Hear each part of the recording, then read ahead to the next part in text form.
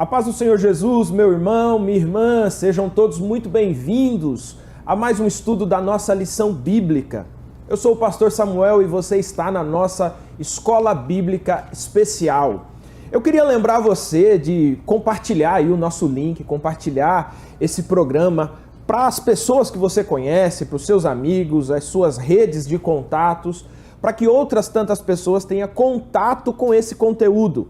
Nós estamos durante todo esse trimestre caminhando agora para as últimas semanas de estudos nessa lição bíblica, onde estamos buscando respostas do Evangelho para as questões contemporâneas. Eu tenho certeza de que você, em momento ou outro da sua vida, em sociedade, tenha necessitado de algumas das respostas que nós estamos estudando com base na Escritura Sagrada durante essas semanas, esses 3 últimos meses. Eu quero lembrar também você o seguinte: ainda dá tempo de você se inscrever na Conferência UMA. A Conferência UMA vai acontecer agora, na sexta-feira, sexta e sábado, e ainda há a possibilidade de você, é a sua última chance, hein? Olha, é a última oportunidade. Depois de hoje fica difícil.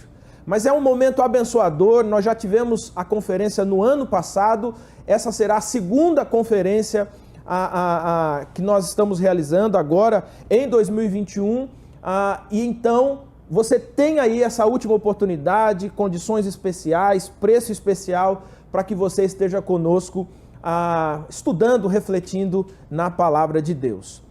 Bom, como eu disse a você, hoje nós vamos estudar a lição que tem como tema geral a resposta do Evangelho para questões contemporâneas. E hoje nós vamos conversar um pouco, falar um pouco sobre a política e o cristão, ou o cristão e a política. Então quero que você pegue aí a sua Bíblia, sua lição bíblica, e vem conosco para estudarmos juntos a palavra de Deus.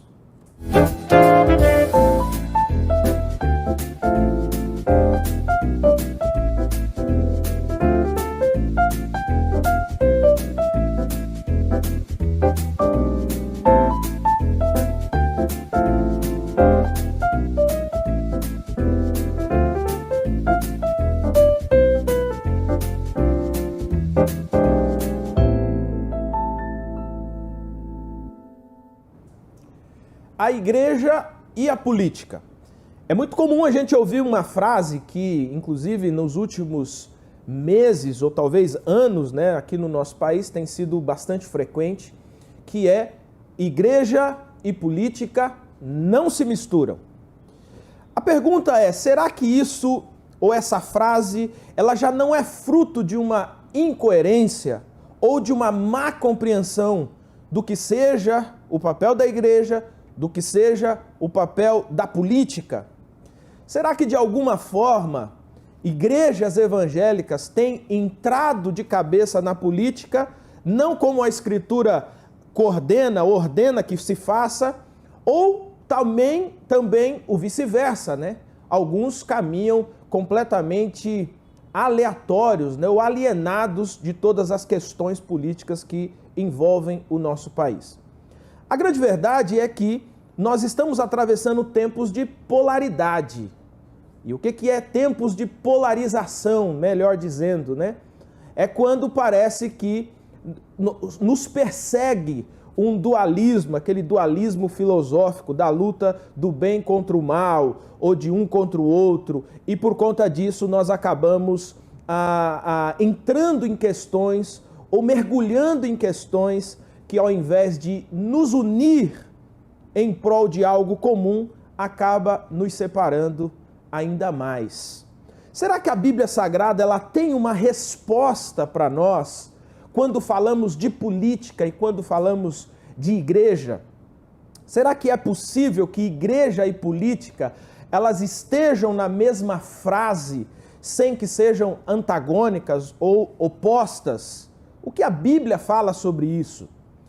Será que existem alguns equívocos de conclusões a respeito do que nós pensamos sobre a política? Bom, a nossa lição de hoje, a lição de número 9, ela vai falar exatamente sobre isso. A igreja e a política. E o nosso objetivo é buscar nas Escrituras o que a Bíblia fala sobre as autoridades políticas, o que a Bíblia fala sobre o papel da igreja, o que a Bíblia fala sobre a prática cidadã, a prática da cidadania para a igreja, lembrando sempre que a igreja, ela não é algo inanimado, né? A igreja, ela não é uma entidade. A igreja é composta por pessoas. O que forma a igreja são pessoas. E essas pessoas estão inseridas na sociedade. E o fato de estarem inseridas na sociedade faz com que elas precisem, também por conta do Evangelho, viver uma vida cidadã com base no Evangelho. Para ajudar a gente, então, nessas perguntas e a entender um pouco mais sobre esse assunto, está conosco aqui, nesse nosso programa, nessa nossa lição de número 9, o pastor Eleilton, que vai nos ajudar com os comentários dessa lição. Pastor Eleilton, mais uma vez, seja muito bem-vindo e que seja um tempo abençoador para nós aqui. Amém, pastor Samuel. Graça e paz para você, graça e paz para todos os irmãos e irmãs que estão nos assistindo.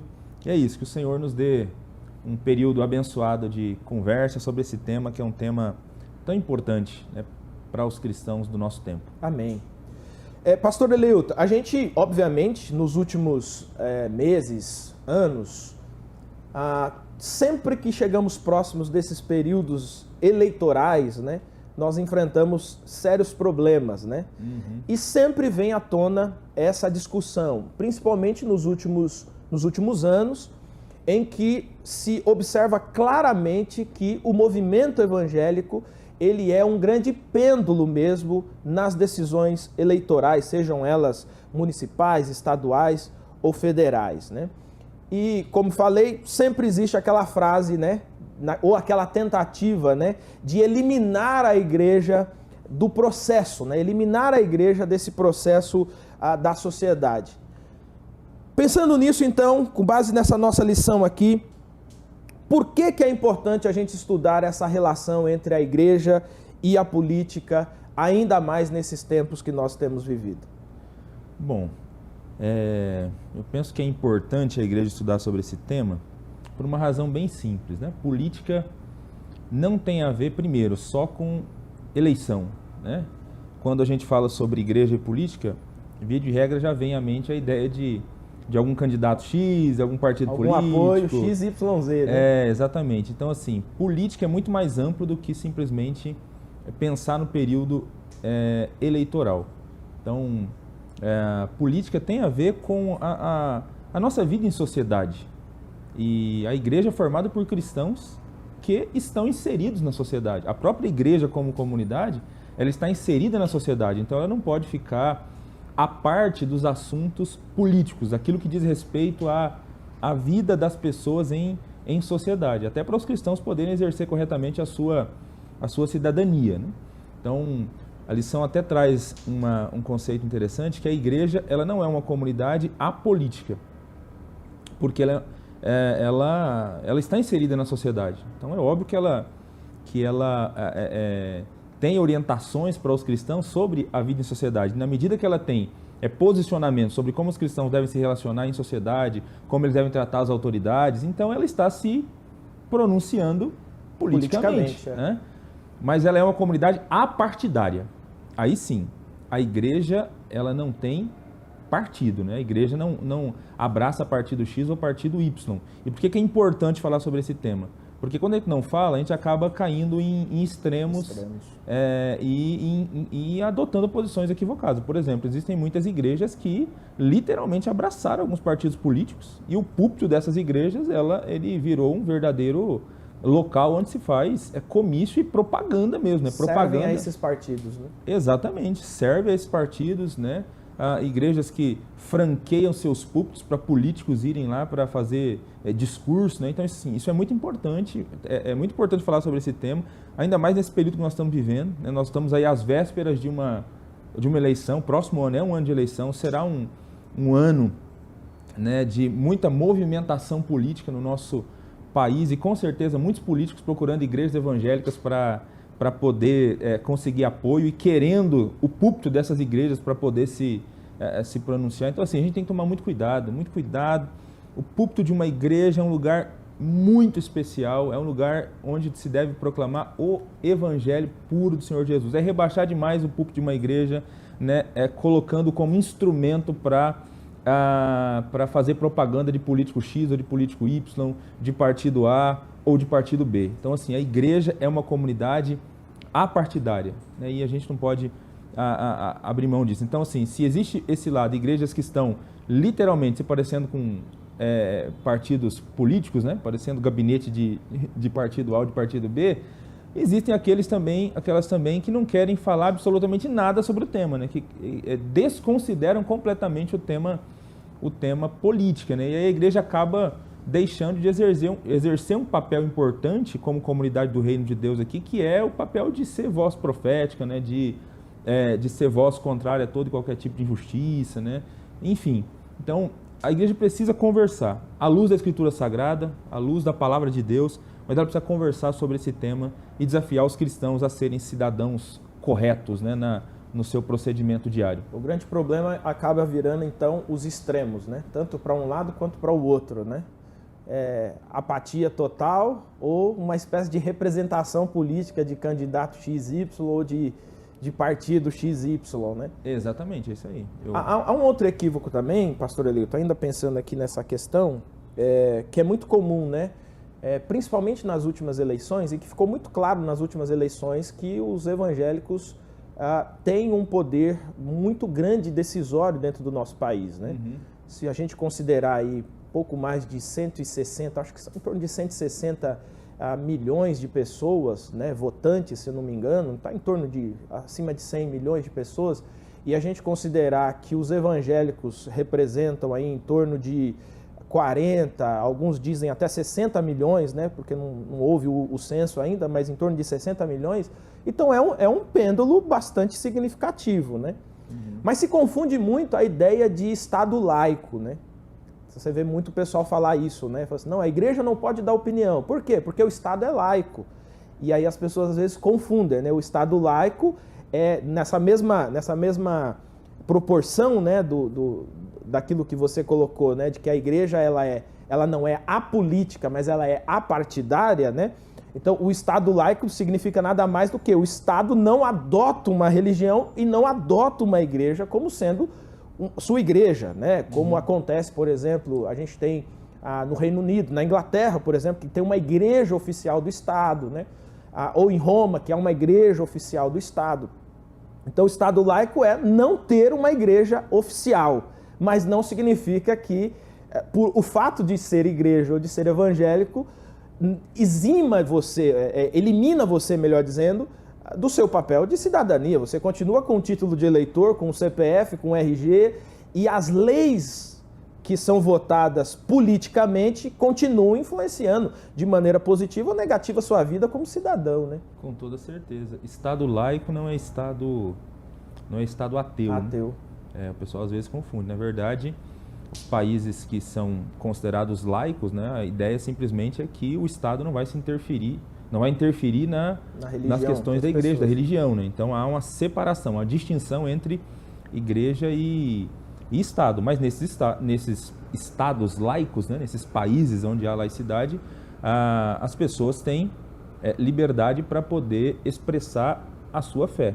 E como cristãos, obviamente, nós defendemos os princípios, os valores do reino de Deus. E é lógico que a base desses valores é a Escritura Sagrada, e esses valores abrangem todos os aspectos da vida, inclusive aspectos ligados à vida em sociedade. Então é óbvio que a igreja, como participante da sociedade, ela tem também posicionamentos a respeito da vida em sociedade, ela vai expressar esses posicionamentos, né, e vai desafiar, por exemplo, os cristãos, né, na hora de escolherem os seus representantes, né, sem abraçar a bandeira partidária ou o candidato YX, mas pura e simplesmente pensando nos princípios. Ela vai desafiar os seus cidadãos a votarem, a escolherem representantes, né, que defendam princípios do reino de Deus, né, os valores do reino de Deus, princípios abalizados na Escritura Sagrada. Então a igreja, como grupo de pessoas que participa de uma sociedade, ela também fala, né? Eu acho que a ideia de Estado laico não é um impeditivo, né, para que os cristãos né? se pronunciem. Né? Pelo contrário, eles podem se pronunciar. Né? O Estado não tem uma religião oficial. Exatamente. Então, todas as religiões podem se manifestar, têm liberdade de culto, né, e de se posicionarem. Ele não vai interferir na sua crença. Né? Sim. E ainda pensando nessa questão, entra um outro ponto também que eu acho importante a gente levantar aqui, que é assim, o Estado, então vamos pensar em toda essa estrutura estatal, né? O Estado não interfere na igreja enquanto uma instituição, né? Uhum. A instituição, ela não interfere no Estado enquanto instituição. Uhum. Por quê? Porque, na verdade, as representações são feitas através das pessoas, né? Sim. Não são instituições que se conversam, né? Então, o Estado interfere na vida do cidadão que pertence a uma instituição evangélica, uma igreja, e esse cidadão, por meio da sua cosmovisão, da sua influência doutrinária, etc., interfere nas decisões do Estado, né? Sim, exatamente. E às vezes se confunde muito isso como se não fosse possível, né, fazer esse tipo de coisa. Né? Mas é o que você falou, né? São pessoas, né? São pessoas que estão aqui agindo como representantes, né, dessas instituições do Estado, e aqui também são pessoas. Enfim, se esse representante tem uma cosmovisão do reino, tem uma cosmovisão cristã, é óbvio que isso vai interferir na maneira dele governar, né? Então, acho que tem que tratar isso com muita naturalidade, né? Historicamente a gente já tem isso, né? Mesmo o período da Reforma Protestante demonstrou isso, né? Como que a cosmovisão de governantes, ela altera para mais ou para menos a vida da sociedade, né? Do cidadão, né? Pode melhorar muito, pode piorar muito também, né? Então é uma capacidade incrível. Agora, pastor Eleilton, o que a Bíblia ensina sobre essa autoridade e esse papel, né? Esse papel e esses limites que os governantes possuem, os governantes políticos, e o que significa dizer que existe um limite que não pode ser ultrapassado entre as esferas de atuação da igreja e do Estado? Ok. Eu vou ler aqui um texto de Romanos, capítulo 13. Nesse texto, Paulo, ele diz que todos devem sujeitar a autoridade, porque não há autoridade que não venha de Deus, e as que existem foram ordenadas por ele. Versículo 3, porque os governantes não são motivo de temor para os que fazem o bem, mas sim para os que fazem o mal. Não queres temer a autoridade? Faze o bem e receberás o louvor dela, porque ela é serva de Deus para o teu bem. Mas se fizeres o mal, teme, pois não é sem razão que ela traz a espada, pois é serva de Deus e agente de punição de ira contra quem pratica o mal. O que Paulo está ensinando aqui nesse trecho de Romanos capítulo 3? Que as autoridades governamentais, elas foram instituídas pelo próprio Deus. Então Deus decidiu que fosse assim. Ele é o soberano, né, o soberano de todo o universo, cria os seres humanos, e eu acredito que até se o pecado não tivesse entrado na história dos seres humanos, né, com a queda, quando os seres humanos começassem a se multiplicar sobre a terra, eles começariam também a se organizar, e alguns teriam aptidões para a liderança e liderariam, né, determinadas regiões. Obviamente seria uma liderança perfeita, né, isenta de injustiça, isenta de todo quanto é tipo de ganância e opressão, né? Mas mesmo com a realidade do pecado, a sociedade se organiza assim. Então, Paulo disse para que a gente respeite as autoridades, respeitar as autoridades, porque de alguma maneira o Deus soberano, né, ele coordena e ele está por trás de toda essa ideia de autoridade, né? É óbvio que o texto fala que a autoridade foi estabelecida por Deus para o bem. Ela não foi estabelecida para oprimir. O fato de a Bíblia Sagrada dizer que as autoridades elas foram colocadas por Deus não significa que todo governo é bom, né? Que todo governante vai fazer coisas boas. Infelizmente, por causa do pecado, essa não é a realidade. Mas assim, o objetivo de Deus estabelecer autoridades e governos é que eles façam o bem, é que eles punam o mal e elogiem os bons. Então, a questão aqui fala de limites, né? O que significa dizer que existem limites, né? Deus estabelece governantes, mas ele estabelece com esse propósito, para que eles façam o bem.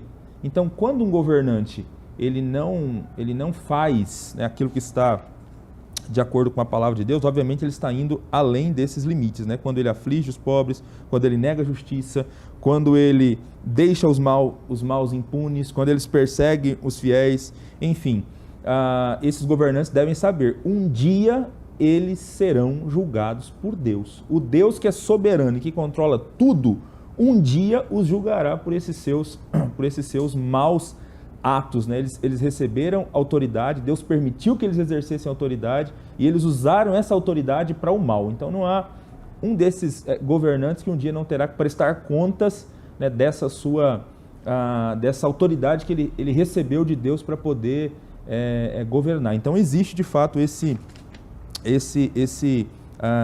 limite aí para as autoridades. E é nesse sentido que é importante o papel da igreja, né? Principalmente quando a autoridade ela não é serva de Deus para o bem, principalmente quando ela parte para o caminho da opressão, da injustiça. Então é importante o papel da igreja, né, como comunidade do reino de Deus, para levantar a voz profética e de fato apresentar os princípios do reino de Deus e inclusive condenar a autoridade, né? Nós temos exemplos disso até na própria Escritura Sagrada, né?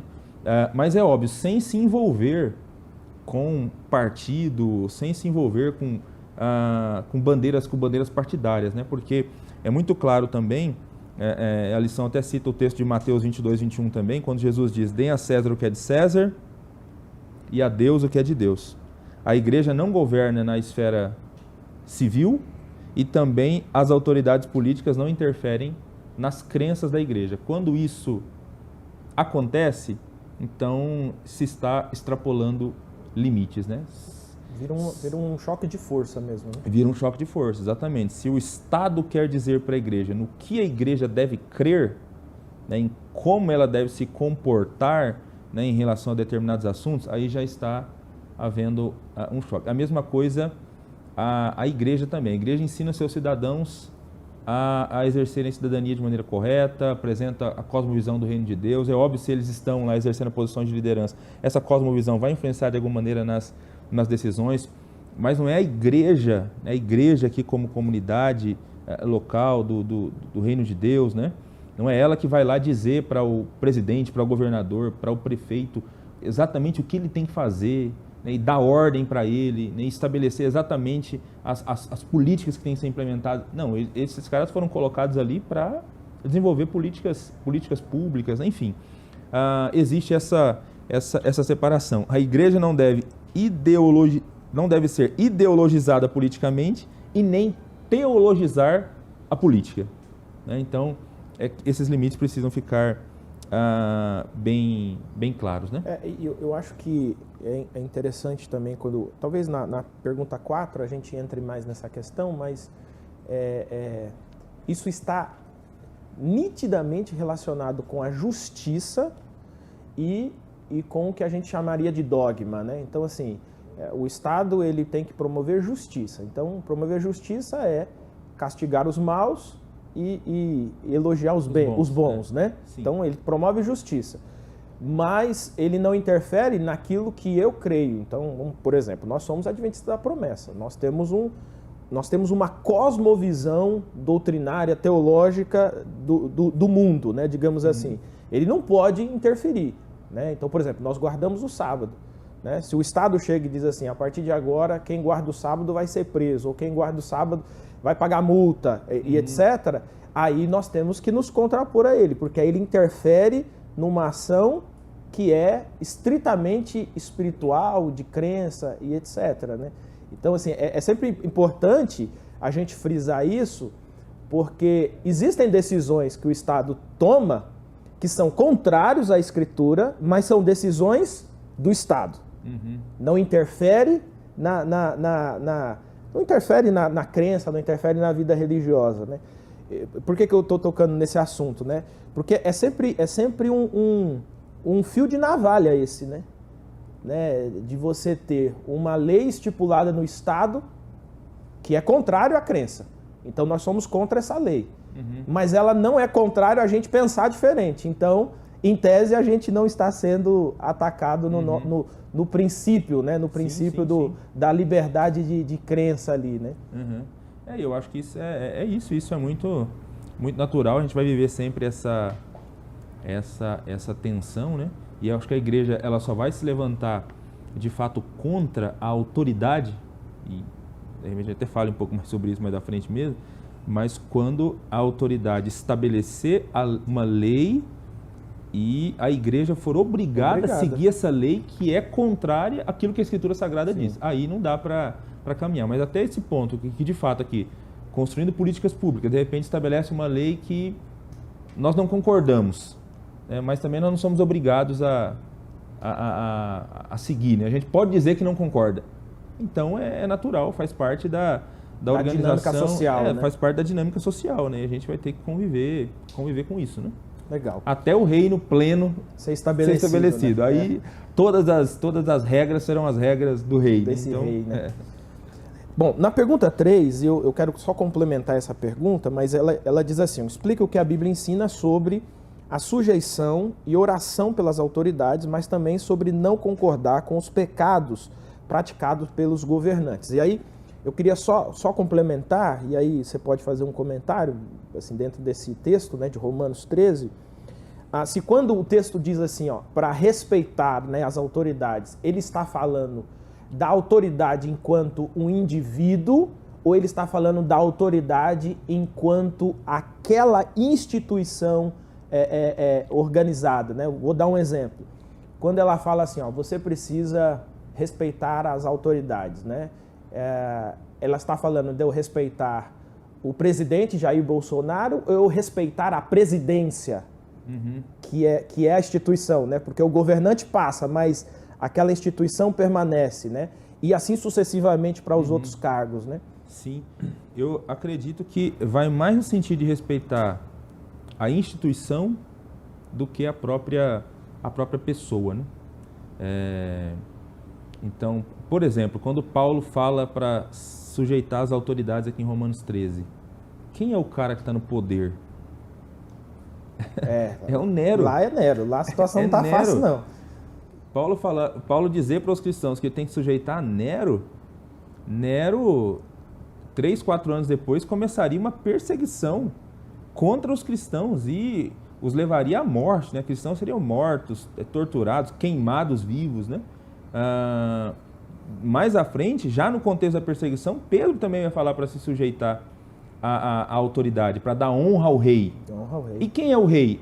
É Nero. Então, puxa vida, mas falar para honrar o Nero, né? Esse cara maluco que só está estabelecendo leis e ordens contrárias à fé cristã. Então, parece que quando eles estão falando então para honrar o rei, sujeitar as autoridades, eles estão pensando na instituição, né? No papel que essa instituição deveria exercer. Isso, o papel que essa instituição deveria exercer. Então, por isso deve-se respeitar. Porque senão, se não se respeita a autoridade, a vida em sociedade seria um caos, né? A vida em sociedade seria muito complicada. Então, assim, respeite autoridades. Aí você vai contra a autoridade, de acordo com aquilo que a gente já falou, né? Quando essa autoridade está estabelecendo coisas que é contrária à palavra, então você tem liberdade de consciência para ir contra ela, né? Mas o contrário, sujeita essas autoridades. Então, como que o cristão o que a Bíblia ensina sobre a relação do cristão com a autoridade? Ensina que o cristão tem que se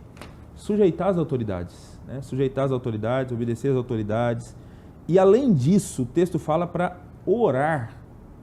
Paulo diz em 1 Timóteo para a gente orar pelos reis e por aqueles que exercem autoridade. Então isso aqui é muito importante, né? Quando a gente foca apenas na pessoa, né, e aí de repente eu não concordo com o político X ou o político Y, eu sou completamente contra ele, mas ele está lá, ele foi eleito e, querendo ou não, agora ele é o representante do povo e ele tem autoridade para tomar decisões que vão interferir na nossa vida. Autoridade constituída, né? Sim, é uma autoridade constituída e que de repente ele vai tomar uma decisão que vai interferir na minha vida. Então, assim, se eu foco apenas no indivíduo, aí talvez eu vou ter dificuldade para obedecer essa recomendação da palavra de Deus aqui, que é para orar pelos reis e por aqueles que exercem autoridade. Então é muito importante que a igreja de Jesus, hora ou outra, se lembre de orar pelas autoridades. Eu não sei você que está assistindo a gente, qual foi a última vez que você dobrou os seus joelhos para orar pelo prefeito da sua cidade, para orar pelos vereadores da sua cidade? A última vez que você orou pelo governador, pelos deputados, a última vez que você orou pelo presidente da nossa nação e por todos esses que exercem autoridade, né, na nossa nação, né? Então a Bíblia recomenda isso, que a gente ore.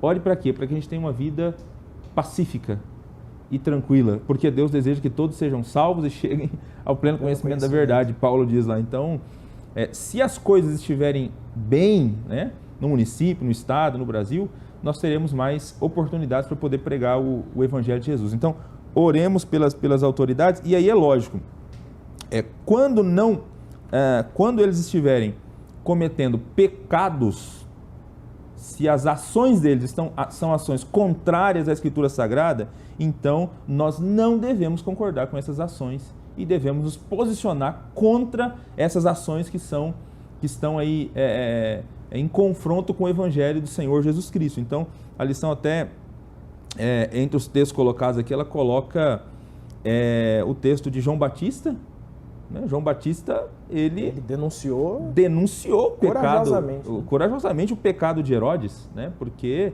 era uma autoridade pública, mas um pecado assim descarado, todo mundo sabia, né, do que ele estava fazendo. Então João Batista denunciou. Ele tem que respeitar, mas não precisa concordar com os pecados da autoridade.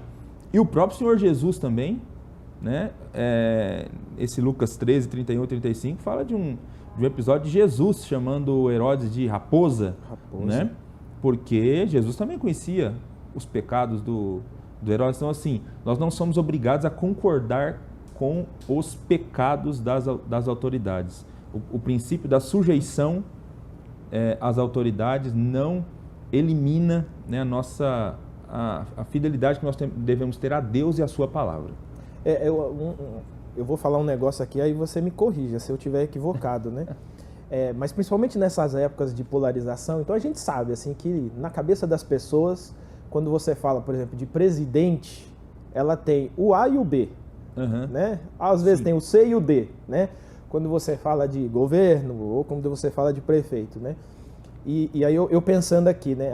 Talvez se a pessoa tem dificuldade com aquela autoridade constituída, né, e se sente assim uma espécie de traidor da causa, só de citar o nome da autoridade, né? Nesse princípio, a pessoa que quer ser um cristão de verdade, ele poderia orar pelo papel exercido por essa autoridade, né? Então, orar pela presidência, orar pela prefeitura, orar pelo governo, orar pelas assembleias legislativas, câmaras de vereadores, orar pelo Congresso Nacional, orar pelo Judiciário, né? Você não precisa nomear pessoas, mas seja quais forem as pessoas que exercerem ou que estiverem constituídas nessas autoridades, elas terão algum tipo de influência sobre a nossa vida, quer você goste dela ou não goste dela. É isso aí. Que tem cristãos que se envolvem tanto, mas se embrenham tanto, né, nesses períodos de eleição, né, por conta de algum candidato, que aí se o candidato dele perde o outro e o outro sai vencedor na urna, ele meio que começa a nutrir um tipo de ódio mesmo por essa pessoa. Faz oração contrária, né, como pessoa. e aí, não, você sabe que a impressão que a gente tem às vezes de alguns cristãos é assim, que eles torcem para que tudo dê errado mesmo, porque assim, já que o meu candidato não ganhou, então vocês vão ver o tanto que foi errado o que vocês fizeram. Vocês vão ver o que vocês vão sofrer. Vocês vão ver o que vocês vão sofrer e parece que fica torcendo mesmo para que tudo dê errado, né? Para que nada dê certo. Como se ele não fosse sofrer junto, Sim, né? Sim, porque ele faz parte ali da sociedade, né? Então, isso é um grande desafio mesmo, né? Um grande desafio. Mas assim, a Bíblia Sagrada nos orienta a orarmos pelas nossas autoridades. Então, você está com dificuldade de citar o nome da autoridade, né? Porque você não concorda muito com ela por alguma razão, ore pelo instituto, então, presidência, governo, né, prefeitura, né, para Deus abençoar essas pessoas que estão ali, né? Mas eu acho que alguns adjetivos também não cabem nesse processo também, né? Porque às vezes as pessoas perdem o bom senso, né? Perdem, com certeza. Começam a dar adjetivos a autoridades constituídas que são desrespeitosos, né? Com certeza. Não se equilibram com o respeito exigido pelo Evangelho, né? Com certeza. Acabam exercendo a cidadania de maneira equivocada. Equivocada, né? Acabam não se comportando como bons cidadãos deveriam se comportar. E nem principalmente como bons cristãos deveriam se comportar. Que deveria ser, pelo menos do meu ponto de vista, e eu acredito que, olhando para a Escritura, esse é o ponto de vista da Escritura, esses deveriam ser os cidadãos modelos em qualquer sociedade, né? Isso aí, com certeza. Os cristãos, aqueles que vivem a vida pela visão de Cristo, pela visão do Evangelho, deveriam ser os cidadãos modelos em todas as sociedades, né? É isso aí, cara, com certeza. Bom, aí vem o dilema, né, pastor Eleilton, né, que é talvez você que está acompanhando a gente aqui deve estar agora se perguntando, né, mas então eu devo obedecer tudo que a autoridade manda fazer, o que ela diz que tem que fazer, né? Então, pastor Eleilton, qual é o limite disso, né? Quando é que eu posso, eu vou colocar aqui entre aspas, né? Mas quando eu me torno um subversivo dentro da sociedade, né? Ou seja, quando eu viro alguém que conscientemente, para manter a sanidade, para manter a fé, para manter a legitimidade do Evangelho, eu digo assim, não obedeço. Quando a autoridade estabelece leis para a vida em sociedade que afrontam o Evangelho e essa autoridade quer nos obrigar a obedecer essas leis. Então, o texto, a lição bíblica, nesse trecho aqui que fala da desobediência às autoridades, ela cita Apocalipse 13. Apocalipse 13 é o texto que fala da manifestação do anticristo. Quando o anticristo se manifestar, o anticristo vai perseguir os cristãos. Vai ser cada vez mais difícil viver como um cristão sem ser perseguido. Lá, até nesse capítulo 13, fala da marca dele, né? Da marca da besta. Né? Fala de um sinal na mão direita e na testa. Né? Então, a ideia de todos aqueles que não estiverem dispostos a trabalhar para essa autoridade política aqui, para esse governante que vai aparecer no período da grande tribulação, que não estiver disposto a trabalhar e a pensar por ele, adotar a cosmovisão dele, vai sofrer. Né? E o texto, inclusive, fala de cristãos sendo presos e sendo mortos por conta de não negarem a sua fé. Então, quando se está em jogo princípios do Evangelho, quando se está em jogo a nossa fé, então nós devemos obedecer. E é lógico, sabendo que isso significará perseguição. No primeiro século, quando alguns imperadores romanos estabeleceram que de tempos em tempos os cidadãos deveriam comparecer em determinado lugar para queimar incenso em honra ao imperador. E que tinham que declarar que César era o Senhor. Mas eles acreditavam, confiavam que Jesus é o Senhor e não estavam dispostos a fazer isso. E não fizeram isso. É um tipo de desobediência. Eles desobedeceram uma lei estabelecida. E por conta disso foram perseguidos, foram mortos. Então é um exemplo de uma lei estabelecida por um governante que não dá para o cristão seguir. Então, nesses casos, os cristãos precisam desobedecer. A Escritura Sagrada diz que é melhor obedecer a Deus do que aos homens.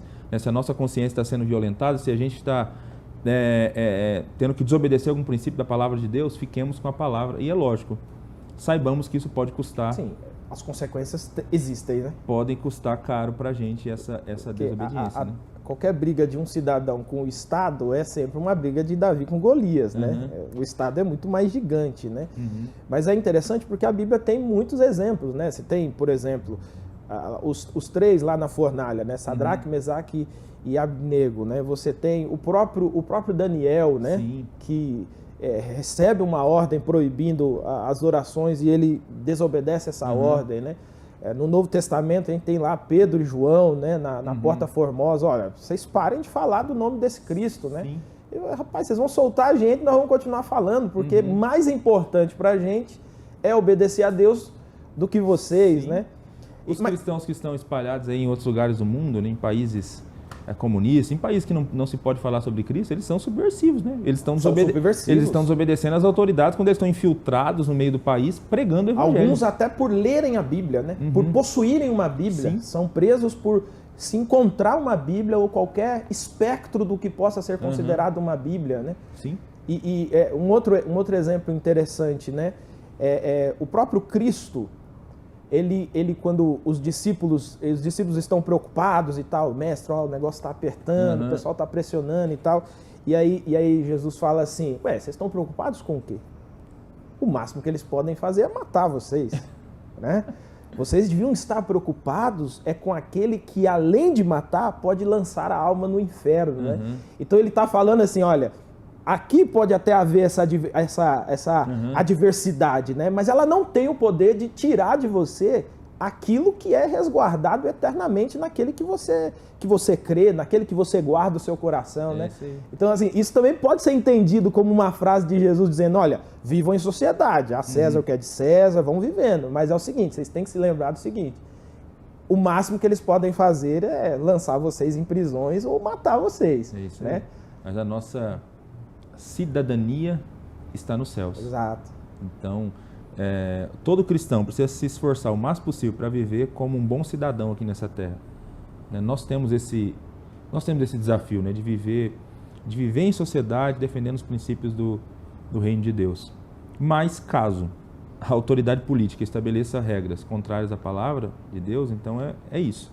É desobedecer, sabendo que pode sofrer, mas assim, a nossa cidadania está nos céus, nós somos peregrinos aqui. Então há uma herança incorruptível, incontaminada, guardada no céu para nós. E a gente tem um desafio de o tempo todo ser fiel a esses princípios que nós abraçamos. Inclusive, a lição bíblica, ela fala também aqui de cristãos servindo em funções políticas, né? Não é pecaminoso isso, um cristão servir em função política, né? Como nós temos dito aqui, a política tem a ver com a vida em sociedade. Então, existem cristãos que seguem carreira, que têm aptidão para isso, não é errado. E aliás, né, seria muito bom que nós tivéssemos mais cristãos, né, cristãos envolvidos, né, em funções políticas, né, cristãos exercendo papéis, né, de autoridade em cargos chaves no nosso país, né, porque eles contribuiriam de alguma maneira para a gente ter uma sociedade cada vez mais justa, né. É uma pena quando a gente vê cristãos envolvendo-se na política e aí quando chegam nessas posições de autoridade acabam se acomodando aos esquemas de opressão e de injustiça e de corrupção, né? Como é terrível quando a gente acaba assistindo isso, né? Mas esses cristãos têm o desafio, ali eles continuam sendo cidadãos do reino de Deus, né? E ali, como políticos, né, os que entram nessas esferas precisam viver também para a glória de Deus, né? Tenhamos muito mais, né? Muito mais Sim. políticos, evangélicos, cristãos, não importa, mas que vivam pelo reino, né? Sim. Exerçam a autoridade sobre a sociedade, mas a partir da cosmovisão do reino de Deus, né? Como um papel muito bem estabelecido por Deus, né? Bom, meu querido irmão e irmã, estamos caminhando aqui para o fim da nossa lição bíblica de hoje, né? Estamos aqui na lição de número 9, a igreja e a política, e estamos conversando, você já percebeu aí para onde o princípio bíblico está nos levando, para onde a cosmovisão bíblica, a resposta do evangelho está nos levando, e isso precisa, de alguma maneira, corrigir o nosso coração, precisa, de alguma maneira, corrigir as nossas ideias, os nossos ideais, e por que não dizer, né, pastor, corrigir as brigas de WhatsApp, de redes sociais, né? Porque nós somos cidadãos do reino, nós precisamos representar esse reino com lisura, né? com clareza, né? Para que o reino de Deus ele continue sendo um reino de justiça. Agora, pastor Eleilton, qual é o perigo, então, de misturar o evangelho à ideologia política? Isso pode acontecer? Com certeza pode. E infelizmente nós temos visto acontecer, né? Nós comentamos aqui já de repente igrejas que abrem as suas portas e oferecem os seus púlpitos para políticos discursarem, né? Então você acaba misturando as coisas, né? Então nós devemos praticar o ensino bíblico quanto à autoridade política, reconhecendo bem os limites, né, da autoridade civil e da igreja. A autoridade civil não é ela que tem que dizer o dia que a gente tem que congregar, a hora que a gente tem que congregar, e nem obrigar ninguém a congregar na igreja. E a igreja, por sua vez, também precisa respeitar o papel da autoridade civil, né? Tem um trechinho da lição aqui, na página 81, que diz assim, ó, devemos rejeitar pregadores e mestres que misturam o evangelho à ideologia política, pois o evangelho não é mais uma mensagem ao lado de outras mensagens, mas sim a suprema mensagem. Ah, pastor Samuel, esse negócio aqui para mim é fantástico, assim, eu sinceramente, eu fico muito entristecido quando eu vejo pastores, e às vezes pastores até famosos, né, pregando mais sobre ideologia política do que sobre o evangelho. Gente, nós temos uma mensagem poderosa e gloriosa demais que pode transformar o ser humano, que pode transformar sociedades inteiras, e a gente fica barateando, diminuindo o evangelho e usando o púlpito, o espaço que Deus nos concedeu como ministros, né, para pregar o evangelho, para ficar falando de política, para ficar defendendo candidato. Misericórdia, que coisa. E é interessante porque assim, quando a gente pensa nisso, né, essa ideia de mistura, né? Uhum. A gente estava conversando há uns dias atrás sobre a questão da pregação alegórica, né? Uhum. O perigo da alegoria na pregação, né? E para quem quer fazer esse tipo de distorção, né? A alegoria é ótima, né? Porque o cara lê lá, então colocarei as ovelhas à minha direita, os bodes à minha esquerda. Pronto, isso aqui já vira um sermão de ideologia política, né? Ou mesmo a descrição de alguns personagens ou algumas pessoas, e aí já vira alguns personagens. Isso de fato não só é um perigo, como é um pecado contra a própria Escritura, né? Você dizer com base na Escritura aquilo que a Escritura não está dizendo e a quem a Escritura não está se referindo, né? Sim, com toda certeza, cara. Eu não sei se você chegou a assistir, mas um tempo desse andou circulando aí um videozinho do Tim Keller, não sei se foi no Brasil, em que lugar foi que ele disse isso, né? Mas ele comentando, né, que é muito fácil alguém que é de esquerda pegar textos bíblicos, né, que combatem a opressão ao pobre, né, textos bíblicos que incentivam a justiça, a fazer o bem, né, para o necessitado e para o oprimido, e tentar meio que mostrar que o evangelho é de esquerda. Ou então, de outro lado, você pegar textos bíblicos, né, que defendam a família, né, que defendam a vida, e tentar meio que mostrar que o evangelho ele é de direita, né, que ele tem muito mais temas sobre direita do que esquerda. Meu Deus do céu, né? E o evangelho não está nem aí, nem para a direita, nem para a esquerda. Sim, exatamente. Né? Nós somos cristãos e essa briga, essa polarização aqui é pequena demais diante da mensagem do evangelho de Jesus. Nós somos cristãos, nós defendemos a mensagem do evangelho do Senhor Jesus Cristo. Então, muito cuidado para ficar usando o evangelho para ficar defendendo bandeira política A ou B, né? Isso é muito complicado. E é sempre bom lembrar que a mensagem que nós temos já mudou a história do mundo, né? Sim, mudou. As políticas estão entrando e saindo e o mundo continua como está. Sim. Né? Mas nós conhecemos uma história que mudou a história do mundo. A realidade do mundo foi mudada com essa mensagem que nós temos, que não é uma ideologia, né? Sim. Que é uma mensagem, é a verdade do reino de Deus. Exatamente. Né? Mudou, continuará mudando, né? E inclusive no futuro trará modificações radicais. Radicais e eternas, né? Definitivas, né? Definitivas. Bom, para a gente terminar então aqui, eu queria que você desse uma palavra pastoral, né, prática aí, direcionada a todos os nossos alunos, de como esse cristão deve viver essa vida em sociedade, como que a igreja, né, aí, a igreja como um todo, ela pode contribuir, né, para que essa capacitação, né, desses cidadãos aconteça, para que eles exerçam de fato essa cidadania em prol do reino de Deus. Amém. Bom, eu queria deixar então um texto aqui, 1 Pedro 2, versículos 11 e 12. Amados, exorto-vos como peregrinos e estrangeiros a vos abster dos desejos carnais que combatem contra a alma. Seja correto o vosso procedimento entre os gentios, para que naquilo que falam mal de vós, como se fosseis praticantes do mal, ao observarem as suas boas obras, glorifiquem a Deus no dia da visitação. Pedro está escrevendo para cristãos que estão sendo caluniados por causa da sua fé. A fé cristã é mal compreendida na sociedade, eles estão sofrendo inúmeras calúnias, né? E até perdendo empregos por causa da fé. Mas Pedro escreve para eles. Um pouquinho antes ele diz que eles deveriam honrar as autoridades, honrar o rei. E ele diz para esses cristãos agora, para que o procedimento deles seja correto. Inclusive, se estão falando mal de vocês, né, e vocês estão sendo perseguidos, sofram essas afrontas, porque Cristo também sofreu. E quando perguntarem a razão da esperança de vocês, diga, né, por que vocês sofrem, né, mas continuam se comportando de maneira correta. Então, assim, há um incentivo o tempo inteiro para que os cristãos exerçam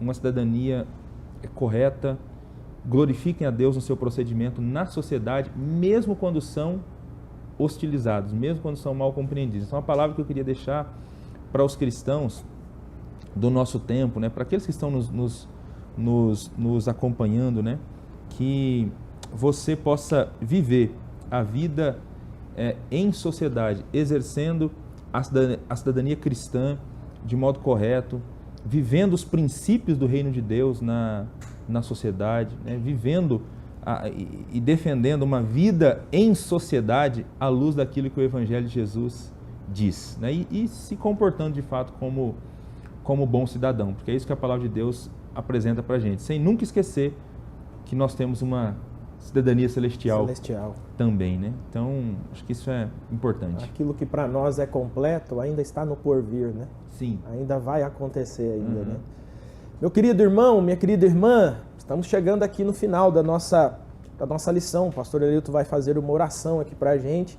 Eu queria lembrar você só uma coisa, assim. Quem morreu por você não foi uma ideologia política. Quem morreu por você na cruz não foi o político A, B, C, D ou quais outros nomes você queira dar. Quem morreu por você na cruz do Calvário não foi um partido político. Portanto, meu irmão, minha irmã, exerça a sua cidadania, mas sempre se lembrando que o seu Redentor é Jesus Cristo. A sua vida só melhora em Jesus. A política ajuda um pouco, pode atrapalhar também, mas vida plena somente naquele que morreu por nós na cruz do Calvário, o nosso Senhor e Salvador Jesus Cristo e a mensagem do seu reino. Então, que você corrija a rota da sua vida, corrija a sua visão de mundo, para que vivamos em sociedade, mas sempre nos lembrando que o nosso lugar está guardado ainda nesse nosso Redentor. Pode orar para a gente, pastor Eleuto? Amém. Senhor, nós glorificamos o Teu nome por esse tempo em que pudemos conversar um pouco a respeito de política, a igreja e a política, meu Deus. E eu quero orar por todos aqueles que estão nos acompanhando e pedir, meu Deus, para esses que foram alcançados pelo Teu reino, pelo Teu Evangelho, ajuda-nos, Senhor, a sermos bons cidadãos, a nos comportarmos na vida em sociedade, à luz daquilo que a Tua palavra diz para a gente, meu Deus. No próximo ano, Deus, e nós já estamos começando a ver esses acirramentos no nosso ano, nesse tempo que nós estamos vivendo, nós teremos eleições no nosso país, meu Deus, e eu quero suplicar para Ti desde já, ajuda os Teus filhos e filhas, Deus, a se comportarem com sabedoria, a responderem, a tratarem desses temas ligados à eleição e à política com sabedoria, Deus, que nós nunca nos esqueçamos que nós somos cristãos, cidadãos do Teu reino, fomos comprados por alto preço por Teu sangue, Jesus, e que a gente viva sempre os princípios do Teu reino.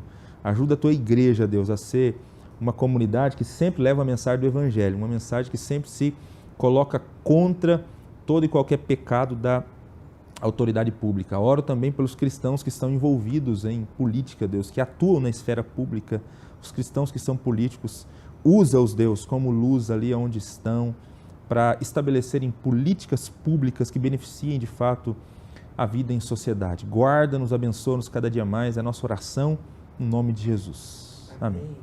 Pastor Eleuto, mais uma vez, obrigado. Jesus abençoe sua vida. Meu querido irmão, minha querida irmã, chegamos ao fim dessa nossa lição bíblica. Hoje, lição de número 9, completa. E aí, eu quero lembrar você que esse nosso programa hoje é inédito. Sábado ele é reprisado. Então, olha só, você que está terminando agora conosco aqui no nosso programa, corre para fazer a sua inscrição na Conferência 1, se você ainda não fez. Os últimos instantes para você fazer. Sábado na reprise já não dá mais tempo, tá? Sábado a gente já vai estar lá com os conferencistas. Então, corre. Eu queria lembrar você de todos os programas que temos aqui no Promessistas. Mas, olha, antes era 4, eu lembrava de cor. Agora eu não consigo mais lembrar, né? Mas aí eu lembro você dos que eu lembro, né? Texto e contexto que vai às segundas, Conexão Feminina, às quintas-feiras o Promessa de Esperança, esses são os que eu lembro. Os novos agora eu já não lembro mais. Mas você pode entrar aí na toda a nossa programação e acessar todo esse conteúdo. Tem conteúdo para as mulheres, para teólogo, para professor, tem conteúdo para curiosos, tem conteúdo para empreendedores, tem conteúdo para inclusão. Olha, gente, é muito conteúdo, então que você aproveite isso. Opa, não posso esquecer, para músicos, artistas, né? Esquecer do MMA aí complica, né? Então, tem muitos conteúdos que você pode acessar aqui no nosso canal. Então, fique esperto, fique ligado aí nas nossas redes para que você esteja sempre muito bem informado quando algo novo entrar aqui na programação. Que Jesus abençoe sua vida. A gente se encontra na próxima semana e bons estudos para você.